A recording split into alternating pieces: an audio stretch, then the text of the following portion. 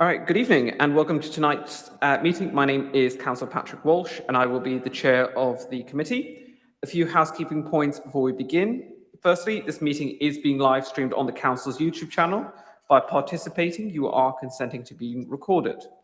If the fire alarm sounds at any point, please leave the meeting in an orderly fashion by the staff fire exit, which is located behind me to my right, and officers will direct you to the fire assembly point, which is located at Riverside Gardens. Please can officers and guests introduce themselves when they first address the committee, and would everybody please make sure to speak into the microphone as well. Before we proceed, I'd like to take this opportunity in welcoming Councillor Callum Nimmo, who has newly joined our committee, and also to thank our outgoing member, Councillor Florian Chevot-Verdier, for his contributions to this committee in the past. So, obviously, welcome Councillor Nimmo, and thank you to Councillor Chevot-Verdier. Moving on to item 1, apologies for absence, and we've received apologies for absence from Councillor Adrian Pasco-Tobaru. And then we have joining us online this evening, I believe, is Sharon, the Chief Executive, Jackie McShannon, the Executive Director of People, and David Hughes, the Director of Audit, Fraud, Risk, Insurance, are all joining us this evening. And yes, I can see that you are all online this evening, so welcome. Item 2, declarations of interest. Do members have any declarations of interest they wish to make? Okay, hearing none. Item 3, minutes of the last meeting. Do members agree that the minutes of the previous meeting held on the 10th of March 2025 are a true and accurate reflection of the meeting? Agreed. Excellent. In that case, we move to item 4, which is the external audit plans for 2024-25. And could I please ask Sukhvinder Kelsey if he'd like to introduce the item? And I believe also joining on this is going to be Paul Cuttle, who's going to introduce this. Is that correct? Perhaps over to you guys. Thank you, Councillor Walsh. Mine will be a very brief introduction to say that we'd like to welcome Paul Cuttle, who's our new external auditor. He takes over from Paul Dossett, and we're very grateful for all the service and advice that Paul has provided to the council. Paul this evening will just explain to you very briefly their plans to complete the audit of the financial statements for 24-25. There will be a few areas that Paul will be particularly looking at. I'll let Paul explain that. Valuation of buildings, pension fund, management overrides, but Paul will explain that. So the report in front of you is really just setting out their plans for that. And I'll pass over to Paul to just explain that. Thank you. So there are two plans here in front of you.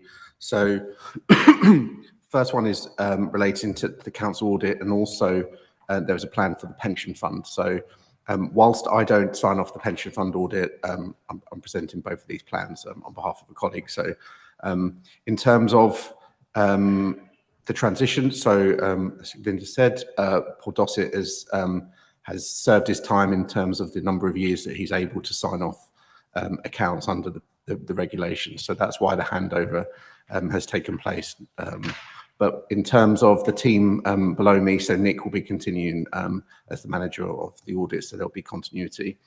In terms of the actual plans themselves, there is quite a lot in here. So I think each year they do get bigger and bigger, unfortunately. But that's really driven by the fact that we're following auditing standards which require us to communicate various things to you. So there is a lot in here. I wasn't proposing to turn the pages or anything, but it was really just to flag a few things, if that's okay. So in terms of the council audit, the thing that has changed, that is new for 24-25 is around the accounting for leases. So that is something that we will be undertaking focused work on during our audit, and it's something that the finance team will have spent a long time working on. Other than that, the accounts will look similar to how they've been in previous years. and our audit approach will remain unchanged. So this will be a year where we expect to, obviously, I think there was a bit of a catch-up a few years where there was, the accounts were, and the audit process was slightly delayed for various reasons. In terms of 24-25, the deadline for the council to get to publish accounts is the end of the month. I understand that the current timing is that the accounts will be published slightly before that, and our audit will take place immediately as well, with the expectation that we will be getting the work substantively finished and bring in a audit findings report to the next committee in September. So it's a challenging timescale, but I'm confident that that the council, with this recent track record, has got the ability to produce a good set of financial statements and appropriate working papers, and we've got the team set up ready to go. So that's all I was going to say on these two plans. I'm obviously happy to take any questions. As it was explained, there is various work and areas that we will focus on. That's explained in the plans, but none of those are new to, apart from the list which I referenced already. That there's nothing that we're doing this year that from a risk assessment perspective that has changed from prior years. Thank you, Paul. Do members of the committee have any questions they wish to raise? Councillor Nimmo. Yeah, no, thank you very much for detailed report. My question is about the accounts being signed off. So, I mean, I understand the government introduced a statutory backstop because some councils haven't had their accounts signed off for many years. And am I right in thinking that we've signed off the last 3 years in the last 18 months? And I just want to ask how that might compare to other councils that you work with. That's correct. So you're on track. So there are councils that have had multiple years backstopped under the legislation. That's something that you haven't needed to do. There is backstop legislation still in place, and that will cover a number of councils. But we don't envisage being needing to use the backstop legislation. Our intention is to sign off the financial statements well in advance of that. In terms of numbers, I think probably in the sector, I think there's about 460 odd bodies that are covered. I would imagine that those that have not had backstopped opinions of at least 1 year is certainly below 200, and is probably 160, 170 odd. So in terms of that perspective, you're doing well. In terms of London, it's probably 7 or 8 councils that that are in the same position as you. So, Sylvain, did you want to come in on that? Only if members had finished their questions. I've got a different issue I'd like to raise. I'm going to pick up about pension, the local government pension scheme. This will undoubtedly be looked at more closely at the Pensions Committee, but obviously recent market volatility in the pensions area, and also the forthcoming pensions bill in the autumn. I don't know what risk or impact that might have. Have you got any thoughts on that, or is it too soon to tell? Yeah, I think it's probably too soon to tell. In terms of the volatility aspect, there's 2 bits. There's what's the liability figure that sits in the council's accounts, and then there's actually, as you said, the valuation of the assets within the pension audit. And we do focus on particular. So in the pension plan, you'll see that there's a distinction between the different levels of investments. So our work is particularly focused on any level 3 investments. So they're the ones that are a bit harder to value. And therefore there's a bit more judgment and a bit more risk in terms of the valuation methodology on those. So I don't think the volatility that's happened. There's been various periods of time when there's been volatility. It shouldn't really change our audit approach. In terms of the bill, I think it's wait and see. Immediately for 24-25, I don't think it would impact either our testing or the type of opinion we would be giving. I did have a question myself to raise. You did obviously mention that this is quite an ambitious timeline, and of course there is additional workload being placed on you as well. We've talked about in this committee on a multitude of occasions before about the difficulties in recruitment into the audit space, particularly into local government audit, given the size and complexity of organizations such as ourselves. Obviously, having read the report, it's quite wide ranging, and obviously you are coming from an organization that's quite well equipped. But I do have to ask the question, are you confident that you will be able to deliver this given the challenges that face your industry at the moment?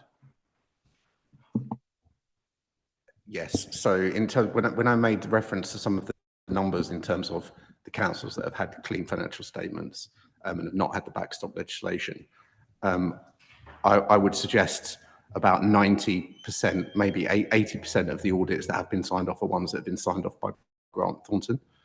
So Grant Thornton audit the most number of councils, but also in terms of the sign-offs had by far the highest rate, so about 70% of meetings were signed. So we're very confident. We've got the team in place, as we explain in the plan. We're looking to. We've got other things to move on to. So this is one of the audits where we're starting immediately when we get the set of accounts, and that team will be moving on to other audits in late September. So we've got the people in place, and the timetable that we're working to, we're quite comfortable with. Perfect. That's really positive to hear. I say, obviously, just given the concerns that have been raised previously about the capacity to recruit in this space, it is reassuring to hear that you do have the personnel to execute this body of work. Is there any other questions that members of the committee wish to raise? Okay, in that case, I'm going to move to the recommendations. Oh, sorry, Sukhvinder. Councillor Walsh, thank you. I just wanted to make a general comment of assurance to the audit committee.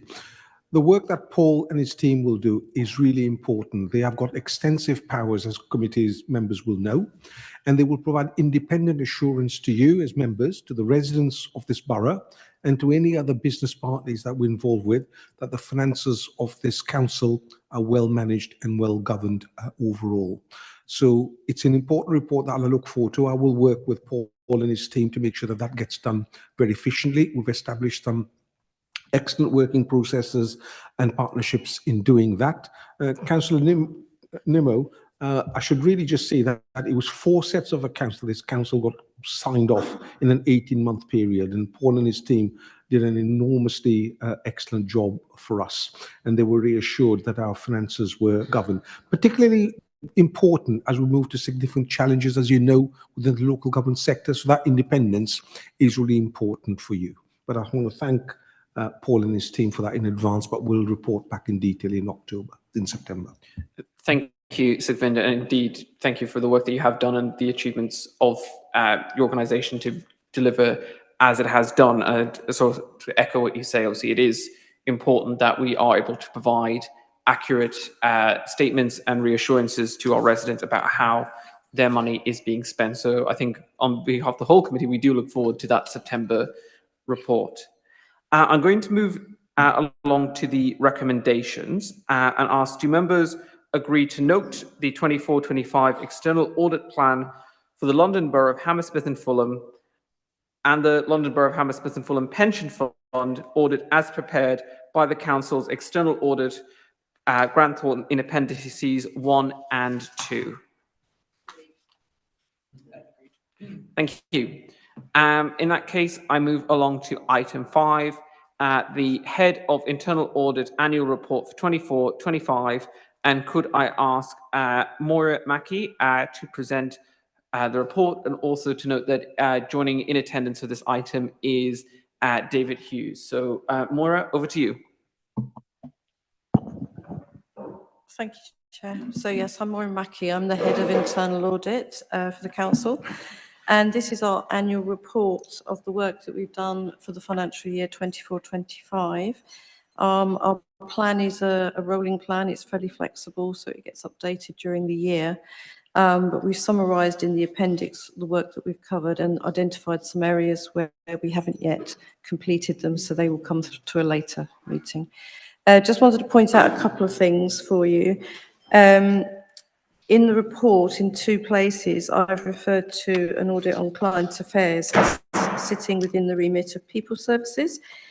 This actually sits within the finance area of resources, corporate services. So I've been liaising with James, whose team manages that area, and they're working on the response to the draft audit report. I just wanted to flag up as well, it was a draft report. The timing of this committee means that we haven't quite got it to the final stage yet, but because the work was fundamentally done in last year, we felt it was important to include it in this report. So yes, this is our annual report, and the key purposes of the report is to show the work that we've done, the areas that we've covered, and to give you assurances on your risk control and governance processes within the council. There's an expectation for us to do that, and we report to your committee regularly on our progress during the year. So at the end of the year, we have identified that 91% of the work that we did was a positive assurance, so that was either satisfactory or substantial assurance. And you'll note that in paragraph 15, we've got 4 substantial assurance audits and 2 limited assurance, one of which is in people services, which is the no recourse to public funds, which is summarised in the appendix to the report of roughly the areas where we have identified improvements to controls, and the management response is included in that appendix. And the other one is the client affairs report, which I've just mentioned, which actually falls within the remit of finance. And we've been working with them, and they're aiming to produce a response to that, and we will report back on that in September. I wasn't really going to say anything else in addition to that, but obviously happy to answer questions. Thank you, Moira. Before we go to committee questions, I'm just going to ask David, is there any additional messages you want to say before we go to committee questions? Thank you, Chair. David Hughes, Director of Audit, Fraud, Risk and Insurance. So just to add to Moira said there, this is a very positive picture again for Hammersmith and Fulham. There are no nil assurance audits. And actually, the other key piece of assurance for the committee is the work on follow-up. So where we make recommendations from prior audits and the actions are agreed, again, we've got really good levels of compliance with over 90% of those actions that have been agreed being implemented. So again, it's another good measure for the committee to understand how management are managing risk and improving the management of risk through the audit work that we're doing. Thank you. Thank you, David. Do members of the committee have any questions they wish to raise? Councillor Homan. Yeah, my first question is, if you look at, I think it's page 105, paragraph 24, it's talking about sort of groups of officers meeting to look at various issues. There's an awful lot of issues there which must keep officers very busy. So I just wondered how often those groups met, and how can councillors feel assured that they're effective, given that there are so many of them? That's sort of my first question. But also, can I pick up on one of the items in here, which is the Housing, Residence and Building Safety Board? It kind of links into, I think, quite a lot of my questions from last time in relating to building safety and planning standards and things like that. And I think we got some feedback in terms of actions about Grenfell, and we're waiting for the government to kind of provide more legislation around that. So I'm just wondering if there's any update on that as part of that particular heading, although this, I think, particularly concentrates on HRA. Thank you, Councillor Homan. I can see David's hand is raised if you want to take it, and then obviously more if you want to follow up from there.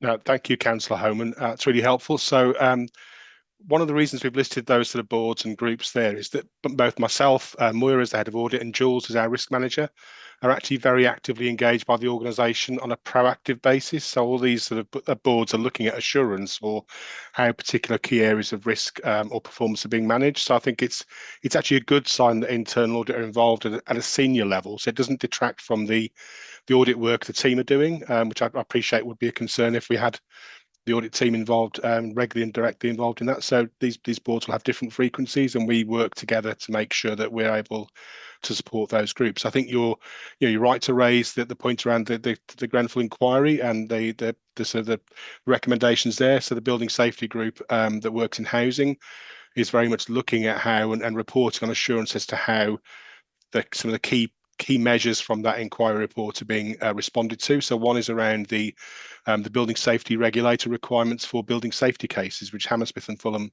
has done very well in terms of responding to requests for the building safety cases, and actually had low levels of questions back from the regulator so far in terms of reviews that are being undertaken on those cases presented. And again, nationally, there is a picture where the building safety regulator is behind in responding formally to issue certificates on those cases, but we're awaiting hopefully to get those very soon for Hammersmith and Fulham to be able to report a fuller picture to you at the committee as well.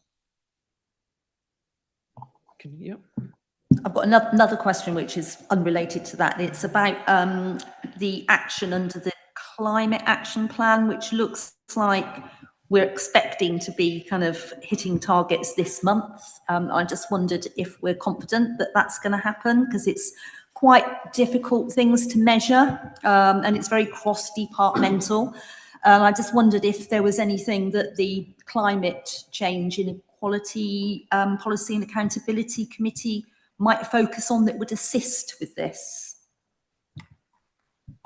Maura? Thank you. Yes, I mean, this has been quite a tricky audit to follow up, because it's very complex, as you say. It cuts across many areas, and we were assured that this was a good date to look for.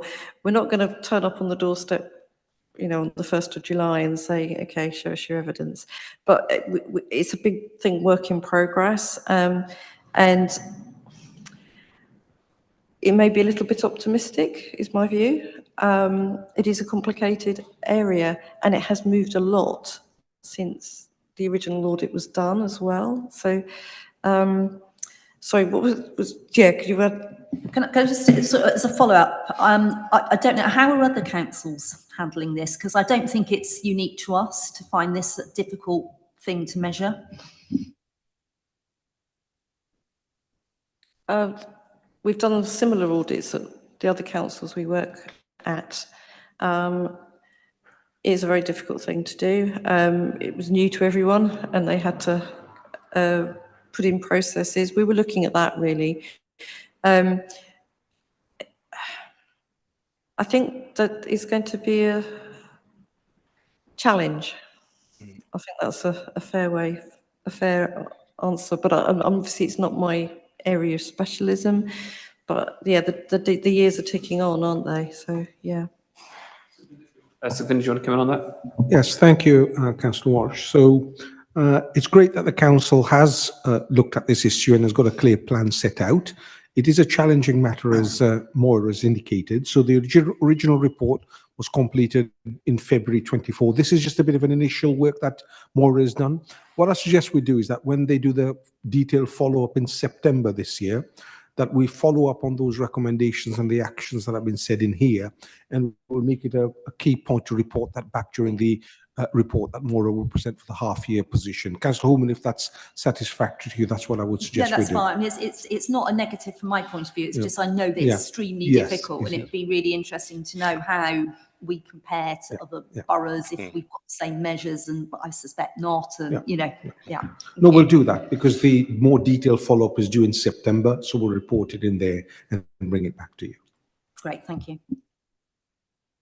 Is there any more questions from members of the committee? Okay, is Sharon Lee still online?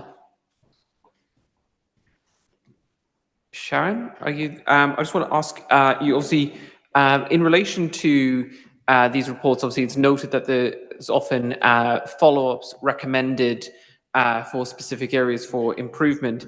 Can you outline the process that would follow? So once a department or a sector has been audited and there's been areas of improvement, how does those improvements go from a report to specific actionables within departments? So we've got a close relationship with our audit colleagues, and therefore Moira and the teams will be talking all the time about the actions, and then SLT also will get involved. I don't like to see actions left too long in the audit process, so I'm quite a stickler. So I personally will follow up items. Thank you, Sharon. That's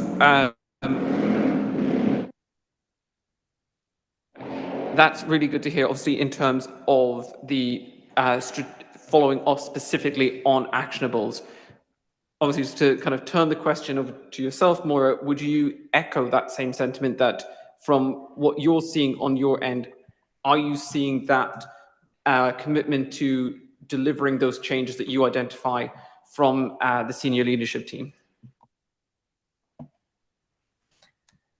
Yes, we do. I mean, the reports, as you say, are issued, and we then have an indication of when we need to do the follow-up. It depends on the date of the recommendation. We accept that some things take a little bit longer than others. Sometimes you get a few quick wins, and then it's the important ones that take a little bit longer. It is very important from our point of view. It's very important, and if we're not getting engagement, we do escalate, as Sharon says.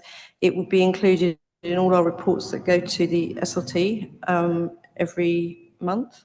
If there was a particular issue, we would raise it through that. But we have pretty good relationships with the departments, and we're also, we're reasonable people. Things move on, and sometimes you can't necessarily do exactly what you said you would do in a recommendation, but we look at what it is, what's the risk, and what are you doing instead, and is that okay? So I think that they're very engaged on it, and we do report the statistics regularly, and the implementation is pretty good.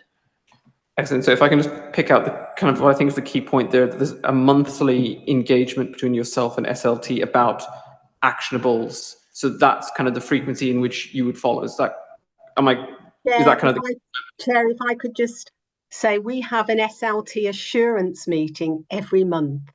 This is chaired by David Hughes himself. And so various aspects of the council's governance and assurance processes are brought to that monthly. There will be items on our agenda where we will review audits and audit status in terms of whether they are substantial, satisfactory, or limited. And we will also review the outstanding actions. And the SLT team would take a personal interest in making sure that the audits in their area, where there are actions outstanding, to follow up. In addition to that, when I meet the leadership forum, which will be the top over 100 senior leaders and managers, my line with them is that audit is a very important check and challenge, and therefore they're to be respected. And I expect them not to have to be chasing, that the things that they tell us about give an importance assurance to the authority.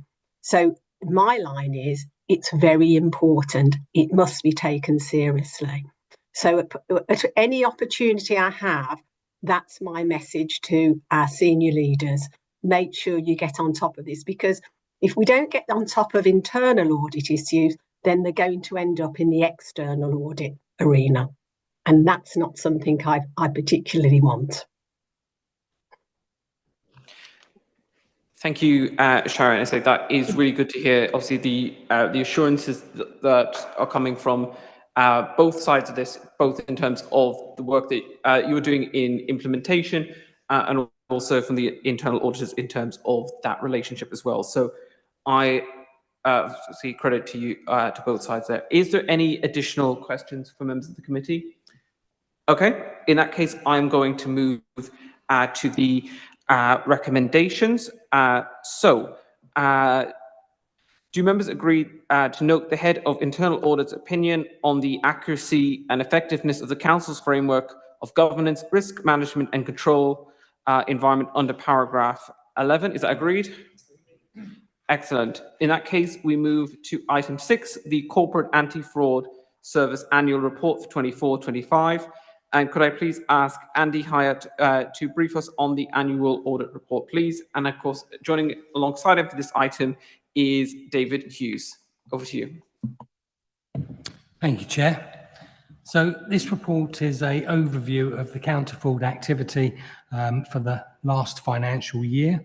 It aims to give assurances to the committee that we are undertaking suitable counter-fraud activity, and also it gives you an overview of the positive outcomes that are achieved from this work.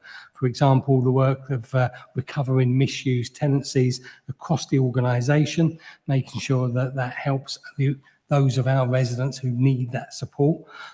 Also, what you will notice in this report is that there is an upturn in the amount of money that's been brought back through proceeds of crime on this occasion.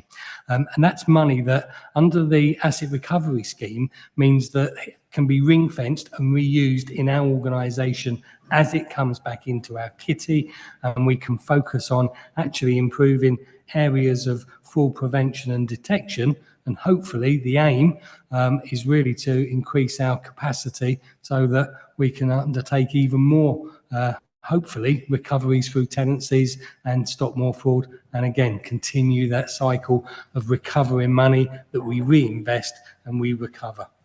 Those are really the main key points. Just a small bit on just certainly for Councillor Nemo, is really just to highlight to you, we do place a value on the cases that we identify, and it is a notional value. But what we have done at the moment, and we will start from the 1st of April this year, we're reviewing how we value and calculate what is a loss to the organisation, but also what we've prevented by intervening. So the aim from the next report that I bring to you, hopefully you will see two values against each types of fraud, the amount of the loss of that fraud, but also by intervening and stopping it, what the prevention value that we've also achieved. So to try and give you a much clearer understanding of the value of counter fraud work as we go forward. I'm happy to answer any questions. Thank you, Andy. And for your members' questions, over to David. No, thank you, Chair, and thank you, Andy. So I think, again, it's good to note, a really positive outcome. Hammersmith Fulham, good work the team is doing. And what I want to really echo is the support we have from the Chief Executive in particular to tackle fraud in Hammersmith and Fulham. So we've been having conversations only recently about how we might bolster further the work we do around tenancy fraud and fraud in temporary accommodation. Temporary accommodation is a big financial issue for many London boroughs, including Hammersmith and Fulham. So we're looking at how we use some of the proceeds of Crime Act money you've seen identified in the report as being recovered by our team through good work we're doing, and how we can work closely with housing colleagues to make sure we put as much resource as we can into tackle tenancy fraud and get homes back into use for those who are in need of social housing within the borough. Thank you. Thank you, David. Councillor Homan. Thank you. Can I just come back to the housing tenancy fraud? Really good work in here. It's really pleasing to see how many properties we've got back. I think I raised it before and I'm going to raise it again, and that's the issue of whether our housing association partners ever seek our help, because that's another area where I think there could be potential properties that will help with our housing supply issue. So just making that as a comment rather than something that needs to be answered now. Could I just ask a couple of questions about some of the examples? In terms of the proceeds of crime, the television, illegal television streaming thing looked really interesting. Was that just within Hammersmith and Fulham, or was that more widely? So that's one question. The other one that I had was the one about the planning matter that seemed to be related to Westminster. And I just wondered if our planning or building control ever raised any similar issues in the borough. So that's kind of my two questions. Thank you. Andy, do you want to take it first? And then David, if you want to follow up from there. Thank you, Councillor. Really important points you've raised there. I think if I start in reverse very quickly with the proceeds of crime area, the work in terms of Westminster, that was quite interesting because they reached out to us. The thing that we have done in Hammersmith, we've invested in a financial investigator, and that's a really valuable resource in getting proceeds of crime. So that effectively was almost us testing the water to see if we could be successful in that area. Thankfully, we were. And what we have done is we've been liaising with our own planning department and trying to make them aware these are the opportunities, this is what we can do, and this is hopefully where we're now going. So much so that what we've done is, again, probably about resilience. We've started, and he's just passed a second officer in terms of financial investigation, because there is sufficient work to justify a second post in this area. And that will be because we've been reaching out internally, not just to planning, but also to our trade and standards partners as well, just to make sure they're fully aware when cases are suitable, please bring them to us, because there is opportunities here for income generation for the authority. The Sky TV one was a very interesting one.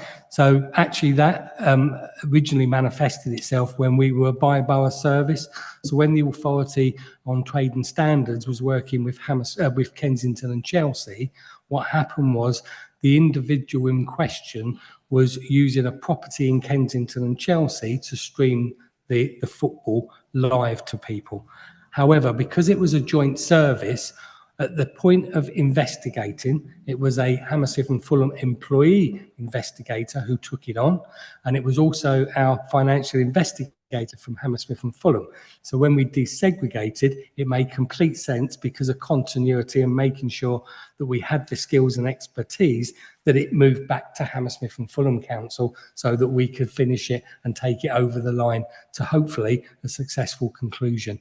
An opportunity there is some big money that's been seized and confiscated in that. We get a percentage of that money. 50% goes to the Crown from the very start, and then the rest is split up. But it's about 18% that we will be getting back in terms of the investigator, and then 18% for the financial investigation. So we're really hopeful with that. We are obviously working closely with Sky, and we're working closely with the Premier League to make sure that that comes back to us. Can I just ask a follow-up? The money that we get back, is that ring-fenced? I can see you'll be investing it in officers to actually try and bring more money in, but it is ring-fenced for that purpose. We can't just use it for anything we might choose to do so. Unfortunately not. The asset recovery scheme is quite hot on it, and we have to do a return every year to show how it's been invested. However, if we're able to invest it in areas that can actually bolster and support our finances, such as the recovery of property, which may hopefully reduce the need for temporary accommodation, then that's our focus. And following that meeting this week, last week, the chief executive, and to her credit, has been so supportive, actually facilitated that meeting. We're working with housing very closely so that we can use this money effectively and identify where we're going to get the best results for the money that we invest in. So looking at potentially forwarding temporary accommodation, as well as looking at existing our own stock to make sure that we have basically make sure that everyone is in the property they should be. And very quickly on that note, you also asked the question about housing associations. So we do have a memorandum of understanding with a couple of housing associations. One of the things more recently is that they have also started going down, getting their own investigators on board within some of the housing associations. So they tend to look at them themselves. But what we've always offered to them is, if we take a case on and we get that recovery, we will do it on your behalf as long as we get the nomination right for that sized unit that we are recovering, in addition to any nomination rights we already have. So that offer goes out to everyone. We have got a couple of cases ongoing with housing associations. It's not been as sort of lucrative as I was hoping. I would have expected more to come in from them. But to be quite honest, the number of cases we've got, our own housing stock has to take precedence, I'm afraid. Thank you for that. Councillor Morton. For a question for Andy. Over the last couple of years, I've had several incidents of vehicles being dumped or left uninsured, untaxed, and no MOT. This always gets pushed off to, oh, it's the DVLA's responsibility, and nobody seems to want to do, well, it's difficult to get anything done about it. Do you have any mechanism where you coordinate with the DVLA? We've not been liaising with the DVLA for that type of issue. What we would be contacting DVLA is for intelligence about individuals. So it's probably not the right route, but I'll happily take that away and see if there are lines of inquiry and communication that we can open. I sit on the National Anti-Fraud Network, so hopefully they may have a route in. And I'll have a conversation with them to see if they can advise and guide me and come back to you if that's okay offline. Yeah, that's good. The other question I had was, we've had a couple of instances of well-organised squatting, illegal occupation of commercial property using the LAPSO, I think that's the LAPSO, which is the legislation which enabled the police to remove squatters from residential property, but commercial property was left off. Notices are put up. There's obviously well coordinated, well organised by someone who understands the law. This is obviously going to cost us money to take action to remove them. I just wonder whether that was happening throughout the borough and what you could do about it. I have to say that's the first time I've been alerted to it. I will have a conversation with our community safety lead and have a conversation with the local Met to see how they're tackling it at the moment and if there's any support they can get from us in terms of intelligence so that we can try to advise and guide them. Okay, thank you. I have flagged it up and I'll forward the correspondence to you. Thank you. Thank you, Councillor Morton. I can see that the Chief Exec has got her hand raised. Sharon, if you'd like to come in.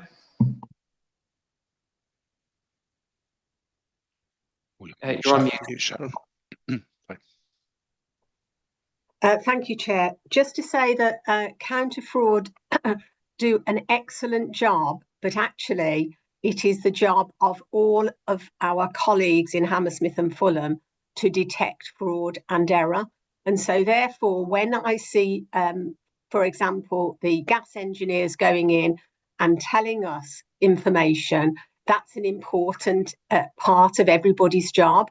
And I think we can, as a public sector, we have to raise the profile of this because it is much more sophisticated nowadays than it was previously. And people are willing to still, when they have done wrong, continue to say they haven't, almost to the door of the court. That means we have to be better at informing counter fraud, working with counter fraud, and getting the message across that fraud and error detection is everybody's responsibility. It is not just down to the team, and they're very, very able. It is not a burden just on their shoulders because so much is at stake. People in temporary accommodation who should be there, benefit fraud, more money going to vulnerable people. There's so many of these things where if we can just get to the fraudsters, get them quicker, then we can start to eliminate it. Thank you, Chair. Thank you, Sharon. Councillor Nimmo. Yeah, just a very quick question about tenancy fraud, sort of building what Sharon said there, and thank you for all the work on that. I mean, you know, as a new councillor, and I'm sure all the other councillors can agree, housing issues and lack thereof of available housing is one of the most common things that we encounter. And you know, thank you for your work and in what you do. Just following on from that, I mean, I just wanted to get a sense, I guess, of two things. Like, first of all, has the sort of quantity of properties that have been recovered by the council, has that sort of increased compared to last year? I mean, I know that might be somewhat out of the council's control, but would be interesting to know. And secondly, in terms of how we're first alerted to these cases, would you say, you know, in terms of other cases that might be still ongoing, does it tend to be sort of reports coming in from other residents more often, or is it more to do with sort of what Sharon was just outlining there, to have sort of other council staff spotting something and all working together to prevent such fraud? Thank you. I think in terms of numbers, we're pretty much on an even keel and have been. I think what happens with the investment of resources, we've just invested in the last 12 months. There takes a little bit of a turn time before that comes through. And part of that as well is the fact that the courts, unfortunately, are under so much pressure at the moment, whether it's criminal or civil, that we're taking quite a while to get to that point. And as Sharon's pointed out, people will fight tooth and nail right up until the day of court. And it's only then that they sort of give in, because they know up until then they can carry on. As I say, it's about even, slightly on the increase in terms of what we've now got coming through in the pipeline. In terms of referrals, it can vary. We get support from, funny enough, as Sharon has mentioned, our colleagues who do the gas engineering checks, and when they have to force entry, they make us aware and we raise those issues with us. We're trying to speak to as many people who are out on doing maintenance and care work out there. We need to get in touch with yourselves. We need to speak to members, and especially when it gets to the point of canvassing, just to be alert to anything that you might see. But we also get referrals from the public, and they're very useful referrals because they see it day in, day out. They may get fed up because they've had to fight to get their property. So when we do go out, it's really important that we're quite visible in a way so that people know we're knocking on doors, we are checking, because just the presence can act as a deterrent. So our range of referrals, it really does, it's a real mixed bag. We've also more recently got involved in the fraud hub, so we're starting to do more data matching. We've also got business intelligence who do an excellent job at the moment. They're interrogating all the data within Hammersmith and Fulham so that they can identify anomalies for us. And we're working with them very closely at the moment. We've got a dashboard from them. So whereas in the past, if my officer wanted to check Andy Hyatt, he would have to go into 8 or 9 different systems, whether that's parking, whether that's noise and nuisance, housing benefits, etc. We can now look across the piece with one click. And that's so vital in terms of getting a picture on an individual so that we know where they are, where the pressure points are within the organisation. So unfortunately, I can give you offline a list of where we have got the various different referrals from, but it is a mixed bag. I did have a question myself. Firstly, I was reminded of a observation made previously in this committee by Councillor Chivot-Verdier about for every pound essentially that's invested in your organisation, how much you return to the council in the work that you do. So obviously it's great to hear that you are looking to recruit another investigator, and no doubt that will of course, you know, reap reward in terms of however much we spend on salary. They undoubtedly will bring back in quite significant amount of money. So obviously he's obviously been proven right in that regard. I'm curious, you mentioned at the start of your presentation there about you know, changing from the not just notional values in terms of your assessment that you put forward, but also using another calculation. I mean, I'm curious though, in terms of like the loss factor, because when it comes to like calculating loss, essentially this is a compounding loss. You know, it isn't just, you know, by stopping it this year, we saved X number of thousand. It's a case of by stopping it this year, you know, for temporary accommodation, for instance, you know, for every year or so on, that number exponentially grows. So in terms of your formulation, I'm curious about how you're going to calculate that and reflect that in your figures. So if I start firstly by looking backwards at the loss. So at the moment in time when we intervene and we stop the fraud from happening, what I've asked officers to look at is based on the balance of probability and looking at their investigation, from what they've identified, when did that property start to be misused? And if we've got a date when that, based on a balance of probability, that's when it first happened. So for example, it might be the fact that during their investigation, they found the first date an individual like a subtenant was listed on, for example, their credit reference history.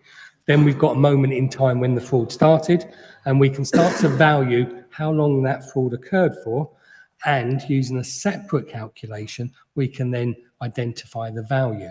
Now, the value we're using is how much the local authority spends on temporary accommodation, breaking it down into the size of the property in temporary accommodation so that we have a single unit per room. So, for example, we can then extrapolate if it's a 3-bedroom property, a 2-bedroom, or a 1-bedroom. And what we're using, it's a very hard calculation, but what we're looking at is the average length of time a family stays in temporary accommodation, and using that as our extrapolator. But I'll more than happily share with you the document that I'm pulling together, and more than happy to discuss and go through it with you and give you a better understanding. It's not the easiest thing to explain verbally. I'm a very visual person, so hopefully the table in our compendium will give you an understanding of how we've got there. The other thing that we have started doing is looking outwardly across the piece, across various different industries that we come into contact with, whether it's business rates element of the organisation or whether it's council tax. And some of those have some values that they place on the average amount of time a fraud occurs, and we're using and harvesting that information to add to a complete compendium. So depending upon the type of fraud, we hopefully will be able to place a value on it. Sorry if it's a bit convoluted and a bit complex, but I think it's one of those where if we can spend 10 minutes looking at a table, I hope you'll understand where I'm getting my methodologies from. Yeah, so it'd be interesting to see, I think, after the committee, just in terms of the methodology being applied. Obviously, this report has come to the committee a number of times before, and obviously it is a headline figure. It's one that is always discussed. So it'd be interesting to understand the meaning and understanding behind that new figure. As I say, it is something that has always come up at the committee. So thank you for that. Councillor Homan. Yeah, just from what you've just been talking about, you mentioned delays with the courts. Have we got any idea how much that might be costing us? Because if you see what I mean, if something happens 6 months or something happens a year, we're obviously losing 6 months' money there. But if we add that to various other delays in other processes that this council goes through, I mean, I'm thinking, crime and antisocial behaviour, not necessarily anything to do with tenancy fraud, and it's certainly a very frustrating issue for the police locally, the delays in the courts. I think there is quite a big public cost there, which could be resolved a little. Absolutely. I think that's a really, really key point. I think we've struggled. Even our director of legal went and had meetings with the local courts to try and push them along. So I think you're quite right. If we can start to place a value on that, then we're not just moaning about the delay. We can start to show to them the loss to the public purse. So yeah, hopefully that's a really good point. We can use the methodology that gives us a value and then extrapolate it by the length of time we're waiting to go to court. On that, though, obviously it's a notional value in terms of loss. Again, I appreciate this might be more of a legal question. Is there a recourse to recovery for, as mentioned by Sharon, where, denial to the door of the court, at which point one goes, fine, I'll go. Is there within the existing set of laws a provision to recover the cost of obviously pursuing to that point? We could still look at trying to look for unlawful profit orders. We could look to a civil recovery in the courts. So those are lines of inquiry we can follow. I think our main objective really is, and it is frustrating, is getting that property back so that it can be put back into proper usage. But I will explore that in a little bit more detail. I have a conversation with our legal colleagues to see what we can serve at that point, because it would be interesting. My understanding is there is still the civil route, but I will need to double check that. Yeah, and so on that, it would be equally interesting to understand, obviously, in terms of the cost to continue that pursuit versus the notional loss in itself. Obviously, these are essentially a cost-benefit analysis. In addition to, we talked about, or you mentioned yourself, the deterrent factor here in itself. If I'm using this as a hypothetical, if it is becoming known that you can delay to the point of it arriving at your court date, it would seem equally important that that deterrent be strengthened to ensure that the council is not engaging in something that's becoming more commonplace. I think, as Councillor Morton mentioned where individuals can become unfortunately knowledgeable in a certain factor to the detriment of the public purse. Can I just jump in there, because Andy and David are well aware of a property in my ward which has been empty for 6 years. The people who are living there go to court tomorrow for a bankruptcy judgment, but they have no assets. They're very clever. The problem we have is that these people are very clever. I think we are obliged morally to go after them. You can't just walk away from it, and it is a huge potential cost. The legal cost has gone on, case has gone on for certainly over 12 months. They're very clever, but they have no assets. Everything is rented. So it's a thankless task, but I do believe we have to do it. No, I totally agree. There are cases that jump out that actually you're quite right. We need to take action. Otherwise, there is no deterrent. So I totally understand. That's a really good way forward. I will look into it. I will try to see what can be done. As I say, and this is why I think going forward, it's where the right cases are, we do try to prosecute. And certainly if we know that they've got capital, that's where proceeds of crime really come in. Thank you, Andy. Are there any final questions for members of the committee? Okay, in that case, I'm going to move to the recommendation, and the recommendation is to agree to note the report. Is that agreed?